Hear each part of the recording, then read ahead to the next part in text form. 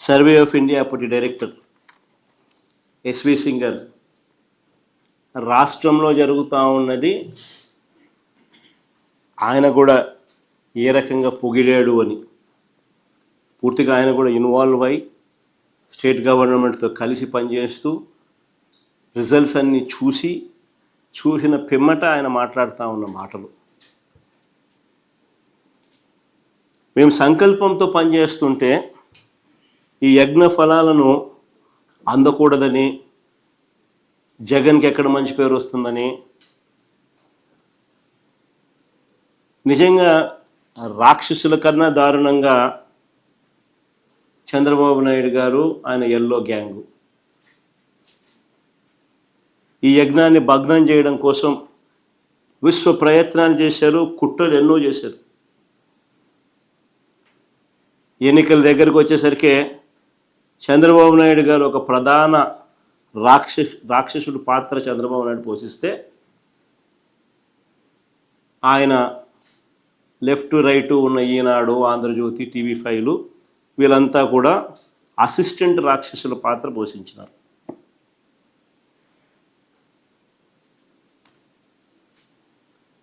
అలా టైంలో వాళ్ళు ఎన్నికల ముందు ఏ రకంగా దీన్ని దుష్ప్రచారం చేస్తూ మీ భూమి మీది కాదట, మీ భూమి మీది కాదంట, కాళ్ళ కింద నేల కదిలిపోతుందట, అసలు ఆ హెడ్డింగ్ లేనిది, అది రాసే రాత లేనిది,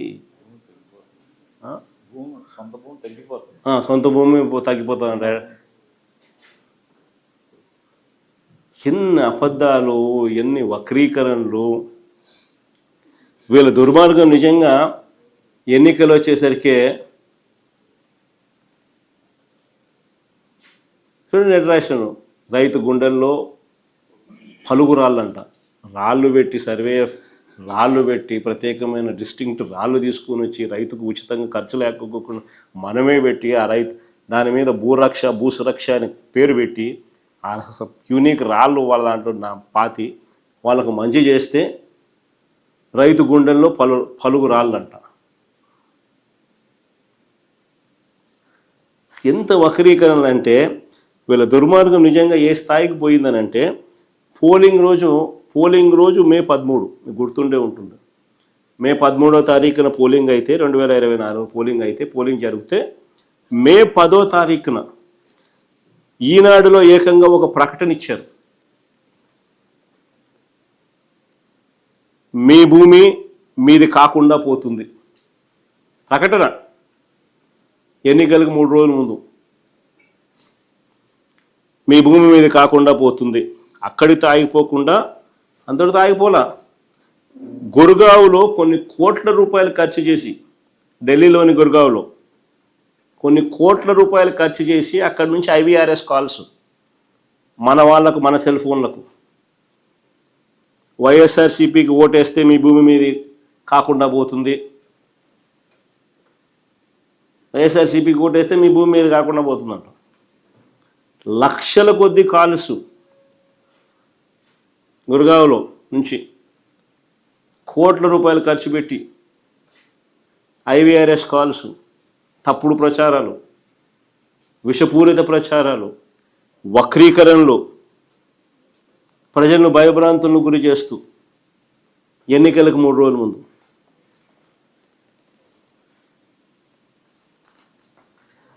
ఒకటే అడుగుతా ఉన్నా, చంద్రబాబు నాయుడు గారు తాత్కాలికంగా రాజకీయ ప్రయోజనం ఏదైనా పొంది ఉండవచ్చు, కానీ నిజాలన్నది ఎంతో కాలం తొక్కిపెట్టలేరు. నిజాలు బయటకు వస్తాయి, బయటకు రావాల్సిందే. నిజంగా ఇప్పుడు బయటకు వచ్చినాయి కూడా. ఈ భూముల సర్వే విషయంలో ఆ రోజు జగన్ తీసుకున్న నిర్ణయాలు, దాని ద్వారా భూ యజమానులకు అందే ఫలాలు, రైతులకు భూ యజమానులకు అందే ఫలాలు ఆ భూములు ఉన్నంత వరకు కూడా నిలిచిపోతాయి. నేను చంద్రబాబు నాయుడు గారిని సూటిగా అడుగుతా ఉన్నా, సూటిగా ప్రశ్నిస్తా ఉన్నా, అయా సమగ్ర సర్వే వల్ల భూములు పోతాయని, ల్యాండ్ టైటిలింగ్ యాక్ట్ వల్ల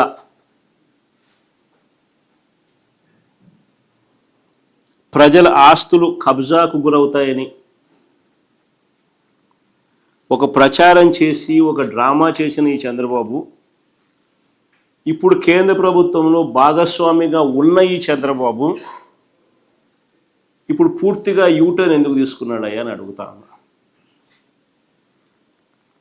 పూర్తిగా యూటర్న్ ఎందుకు తీసుకున్నావా అని అడుగుతా ఉన్నా. మా ప్రభుత్వ హయాంలో మేము చక్కగా సర్వే చేసినందుకు దేశంలో అన్ని రాష్ట్రాల కన్నా మెరుగ్గా మేము చేశాము అని కేంద్ర ప్రభుత్వం నుంచి 400 కోట్ల రూపాయలు మాకు రాయితీ వస్తే, మేము చేసిన పని వల్ల రాయితీ వస్తే ఆ క్రెడిట్ను తన ఖాతాలోకి వేసుకోవడానికి పడరాని పాటలు పడతా ఉన్నాడు. వాళ్ళు ఎవరు, వాళ్ళ ఎంపీ, వాళ్ళ మంత్రి, కేంద్ర మంత్రి, వాళ్ళ ఎంపీ పెమ్మసాని, ఆయన ట్వీటు మాట్లాడడం అసలు నాకు ఆశ్చర్యం అనిపిస్తుంది. ఆయన చంద్రబాబు నాయుడు నుంచి థ్యాంక్ యూ, అసలు వీళ్ళు మాట్లాడే మాటలు నాకు ఆశ్చర్యం అనిపించింది. అసలు పట్టాదారు ఇంకా వాళ్ళ అబద్ధాలు ఇంకా ఏ స్థాయి లేకపోయినాయంటే పట్టాదారు పుస్తకాలపై క్యూఆర్ కోడ్ ఆయనే తెచ్చినాడంట. అది ఇంకొక అబద్ధాలు. అసలు నిజంగా ఈ స్థాయి లేక ఒక మనిషి ముఖ్యమంత్రి స్థానంలో ఉంటూ ఆయన కన్నా నేను కొడుకు వయసులో ఉన్నా. నేను మా ఆయన ఇద్దరు సమకాలికులు. నేను కొడుకు వయసులో ఉన్నా. నాతో కూడా కాంపిటీషన్ చేయలేకున్నాడు. మా నాయన కథ దేవుడు ఎరుగు.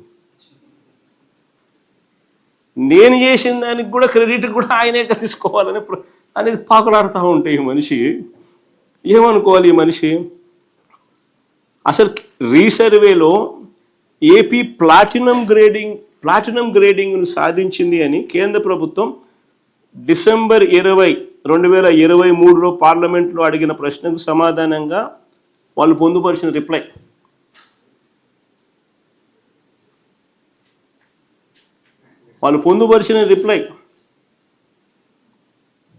ప్లాటినం గ్రేడ్ ఆంధ్రప్రదేశ్ గవర్నమెంట్ సాధించింది అని 2023 డిసెంబర్లో పార్లమెంట్లో అడిగిన ప్రశ్నకు సమాధానంగా వాళ్ళు పొందుపరిచినారు.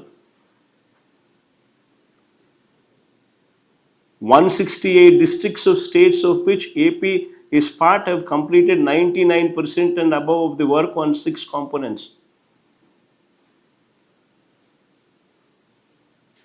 As per 23-24 annual report of Ministry of Rural Development Government of India, Andhra Pradesh is amongst the states that completed more than 90% of the work with respect to the following. అని platinum grade ఇచ్చినారు. ఆశ్చర్యం ఏందో తెలుసా? ఇది జరిగింది 2020 December 23. అప్పటికే అయిపోయినాయి అని చెప్పి వాళ్ళు ప్లాటినం గ్రేడ్ ఇచ్చినారు. ఈ 400 కోట్లు ఎప్పుడు వచ్చినాయి తెలుసా? ఫిబ్రవరి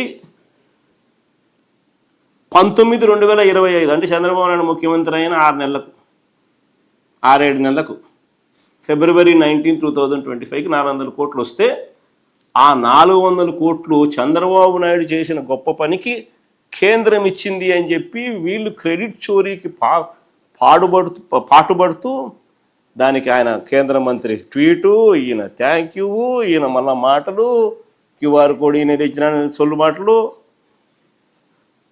మళ్ళీ ఈయన మాట్లాడడం. 6 నెలల్లో మనకు 4 ఏళ్ళు పట్టింది.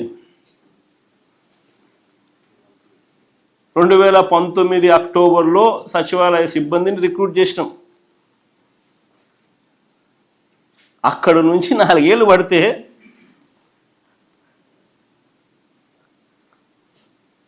ఇది అచీవ్ చేయడానికి ఈ మనిషి 6 నెలల్లో ఆ క్రెడిట్ అంతా, ఆ 4 ఏళ్ళు వాడు చేసిన క్రెడిట్ అంతా ఈయన తీసుకొని ఆయన అండము, ఈయన థ్యాంక్ యూ చెప్పడము, మళ్ళీ దానికి అబద్ధాలు జోడించి బ్లాక్ చేయని అంటాడు, క్యూఆర్ కోడ్ అంటాడు, అంటాడు. ఇవన్నీ ఏం చేసినట్టు.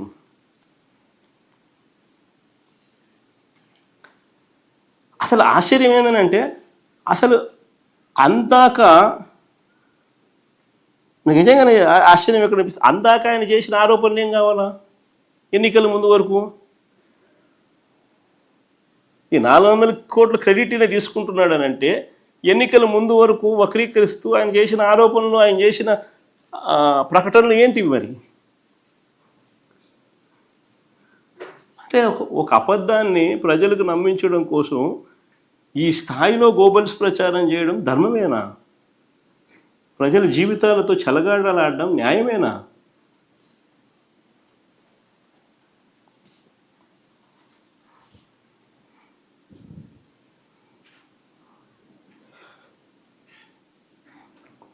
అసలు ఈ మాదిరిగా ఏకంగా నేను చంద్రబాబు నాయుడు సూటిగా తన గుండెల మీద చేయి వేసుకొని ఆలోచన చేసుకోమని చంద్రబాబుని కొడతాను. ఈ మాదిరిగా ఏకంగా 40,000 మంది గ్రామ సచివాలయాలను ఏర్పాటు చేయడమే కాకుండా 15,000 గ్రామ సచివాలయాలు ఏర్పాటు చేయడమే కాకుండా ఏకంగా ఆ గ్రామ సచివాలయాలలో ఏకంగా 40,000 మంది సర్వేయర్లు అయితేనేమి, విలేజ్ రెవెన్యూ ఆఫీసర్లు అయితేనేమి, డిజిటల్ అసిస్టెంట్లు అయితేనేమి, వాళ్ళందరినీ నియమించడం, కోట్ల సంఖ్యలో యూనిక్ సర్వేరాళ్లను గ్రామాలకు చేర్చడం, ప్రపంచంలోనే లేటెస్ట్ టెక్నాలజీని తీసుకొని రావడం, ఎవరు కూడా ట్యాంపర్ చేయలేని విధంగా పాస్బుక్లు ఇవ్వడం, సబ్ డివిజన్స్ చేసి, మ్యూటేషన్ చేసి, యూనిక్ ల్యాండ్ పార్సల్ ఐడి ఇచ్చి, పాస్బుక్లో జియో ట్యాగింగ్తో ల్యాండ్ మ్యాప్లు పెట్టి, అడ్వాన్స్ సెక్యూరిటీ ఫీచర్స్తో క్యూఆర్ కోడ్ పొందుపరిచి పాస్బుక్ ఇచ్చి, ఆటోమేటిక్ మ్యూటేషను ప్రోటోకాల్లో భాగంగా ఆటోమేటిక్గా జరిగిపోయే సబ్ డివిజన్ జరిగేట్టుగా వ్యవస్థలోకి మార్పులు తీసుకొచ్చి